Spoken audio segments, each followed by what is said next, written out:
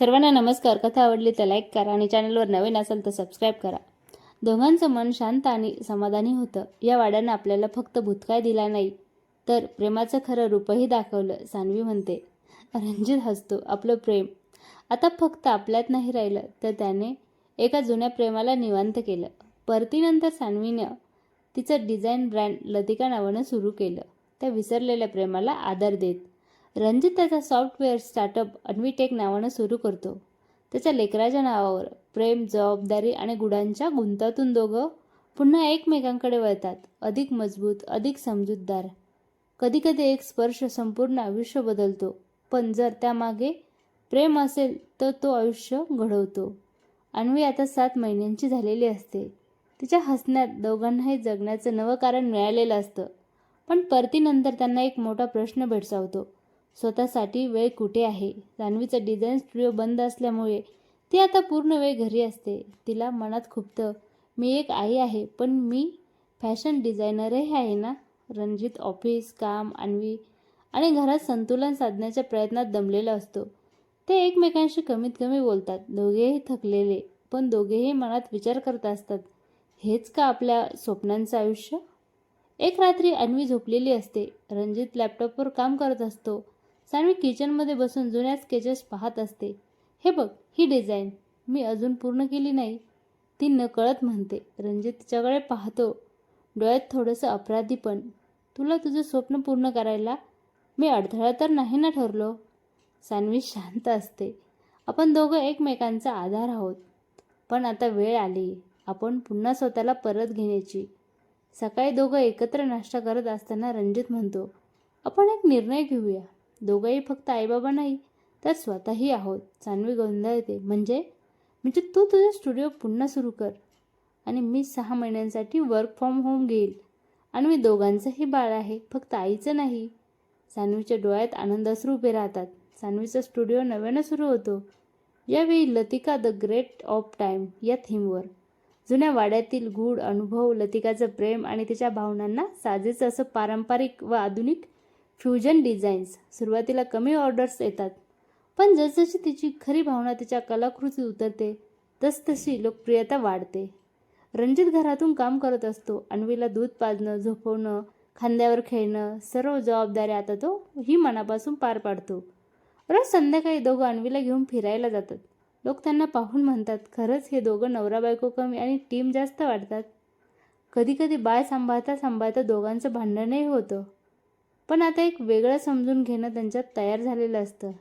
त्यांनी अन्वीच्या पहिल्या वाढदिवसाचं आयोजन केलं त्यांच्या जुन्या वाड्यात. पुन्हा गावात, पुन्हा त्या आठवणी. पण यावेळी गूढ नाही, केवळ प्रेम, शांती आणि हसू. वाडा फुलांनी सजलेला असतो आणि मध्यभागी अन्वीचा सुंदर फोटो, तिच्या दोघा पालकांच्या खुशीत. त्या रात्री वाड्याच्या ओसरीवर दोघं बसलेले असतात. सान्वी म्हणते, माझं प्रेम, माझं स्वप्न जिंकलं नाही. आपलं प्रेम, तुझा पाठिंबा आणि माझी इच्छाशक्ती, सगळ्यांनी मिळून ते पूर्ण केलं. रणजित तिचा हात धरतो. आपण परत आलोय, पण आता मागे नाही तर पुढे जाण्यासाठी. आकाशात तेजस्वी चंद्र, त्यांच्या कुशीत झोपलेली अन्वी आणि मनात एक भावना, प्रेम, जे प्रत्येक परतीच्या निर्णयाला एक नवीन सुरुवात बनवतं. प्रेम म्हणजे फक्त एक सुंदर आठवण नाही, ती एक सतत उलगडणारी गोष्ट आहे. कधी गूढ, कधी गोंधळलेली, पण शेवटी पुन्हा एकत्र येण्याची आणि स्वतःसाठी उभं राहण्याची ताकद देणारी. अन्वी आता 7 वर्षाची झालेली असते. जिवंत, कुतूहलमय आणि थोडीशी वेगळी. तिचं जग इतर मुलांपेक्षा वेगळं वाटतं. ती रंगांशी, सवयांशी आणि कोणीतरी दिसत नसलेल्या मित्रांशी बोलत असते. आई, आज आरूने मला सांगितलं की मी गोड पांढऱ्या रंगाचा फ्रॉक घालावा. सान्वी चकित होते. आरू कोण? माझी मैत्रीण, इथंच असते, पण तुझ्या डोळ्यांना दिसत नाही. सान्वी गोंधळलेली असते. सुरुवातीला वाटतं ही मुलीची कल्पकता असेल, पण जसजशी अन्वी तिच्या दिसत नसलेल्या मैत्रिणींशी संवाद करत राहते तसतसं सान्वीच्या मनात वाड्याची आठवण येते. माझ्या बाळाला काही गूढ परिणाम तर नाही ना? तिचं आई पण बेचैन होतं. रणजित तिला समजावतो, लहान मूल कल्पना विलासात जगतात, घाबरू नकोस. पण सान्वी मात्र आतून कुठेतरी हादरलेली असते. एक दिवस अन्वी रंगांमध्ये खेळत असताना अचानक जोरात ओरडते, आई, आरूला त्रास होतोय, ती खूप रडते. सान्वी घाबरते. ती अन्वीला मिठी मारते. त्या रात्री अन्वी झोपेतच घाबरून उठते. म्हणते, आरू म्हणते, ती वाड्यात अडकली आहे. तिला काहीतरी सांगायचं आहे. आता मात्र सान्वी शांत बसत नाही. ती ठरवते पुन्हा एकदा वाड्याला जावं लागेल. सान्वी, रणजित आणि अन्वी गावाकडे वाड्यात परत येतात. त्यावेळी वाडा तसा शांत असतो. पण अन्वी घरात गेल्यावर एक विशिष्ट खोलीतच सतत जात असते. ती खोलीच तिची आवडती आहे. ती सांगते त्या खोलीत एक जुना आरसा असतो. अन्वी म्हणते इथेच आरू येते. सान्वीला वाटतं हा आरसा कुठेतरी काही काही लपवले गेले. संध्याकाळी वाड्याच्या शेजारशी पुजाऱ्याशी बोलताना सान्वी म्हणते या वाड्यात आरू नावाची कोणीतरी होती का? तो क्षणभर थांबतो. हो, लतिका वाडीत काम करणारी स्त्रीची मुलगी होती. आर्या एक दिवस हरवली. कोणीच तिला पुन्हा पाहिलं नाही. सान्वीच्या अंगावर शहारा येतो. अन्वी तिच्याशी बोलते ती लतिकाची मुलगी. त्या रात्री अन्वी आरशापाशी उभी असते आणि सांगते आई, आरूला म्हणायचंय की तिचं प्रेम तिच्या आईसोबत अडकून पडलंय. तिला मोकळं करायचंय. सान्वी आणि रणजित मिळून दुसऱ्या दिवशी त्या खोलीत काही पुरातन वस्तू शोधतात. त्यांना आरशामागे एक लहानशी डबी सापडते. त्यात एक गळ्यात घालायचं लॉकेट आणि एक छोटं हस्तलिखित. त्यात लिहिलेलं असतं आई, मी लपली आहे पण मला तुझा आवाज ऐकायचा आहे. मला न्याय हवाय. आपल्याला एकत्र जगायचं आहे. सान्वी आणि रणजित गावातल्या मंदिरात त्या लॉकेट आणि पत्रासोबत पुन्हा एकदा शांतीपूजन करतात. सगळ्या गावकऱ्यांसमोर लतिका आणि आरूच्या प्रेमाची वेदनेची कहाणी मांडतात. तो दिवस झाल्यानंतर अन्वी पुन्हा आरूचा उल्लेख करत नाही. एक रात्री ती आईला कुशीत घेत म्हणाली, आई, आरू आता निघून गेली. म्हणाली थँक्यू. सान्वीचे डोळे भरून आले. प्रेमाचा स्पर्श पुन्हा एकदा पूर्णत्वाला गेला. या सगळ्यात काही महिन्यानंतर अन्वी एक चित्ताकर्षक चित्र काढते.